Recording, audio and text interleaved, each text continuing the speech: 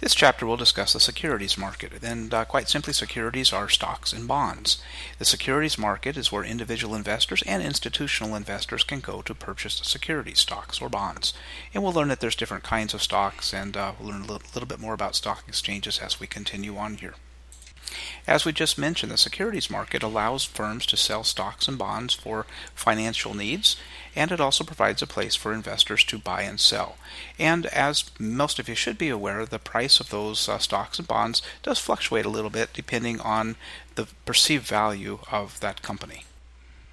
The stock exchanges is where the transactions take place, and the most popular stock exchange is the New York Stock Exchange, but there's also the NASDAQ, and then there's the over-the-counter market for stocks that are not necessarily listed on a national exchange.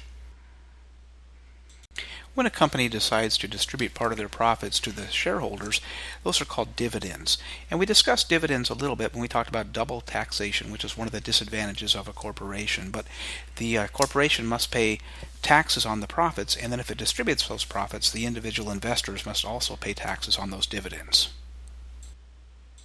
A company can issue two classes of stock, common and preferred. Common is the ones they issue most commonly. Common stockholders can actually vote. Preferred stockholders, the advantage of being a preferred stockholder is that should the company have to liquidate or go bankrupt, preferred stockholders are a little further up the line to get paid quicker than common stock. When an investor invests in stock, they're hoping that either dividends will be paid on that stock based on the corporation's profits, or they're hoping that the price of the stock goes up, increasing the value of their investment. But in either case, they don't get interest. Bonds, on the other hand, pay interest.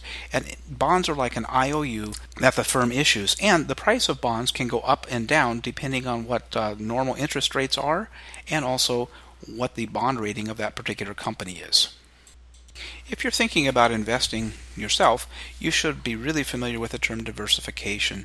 Diversification simply means don't put all your eggs in one basket. Spread your investment dollars out into many different companies and different types of investments.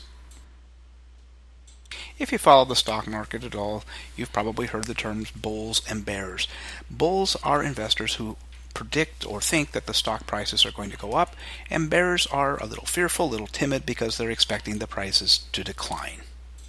There's a lot of important information in this chapter. Spend some time with it. Learn a little bit more about bonds and how bonds are valued. You learn about mutual funds and other more detailed information about stock exchanges.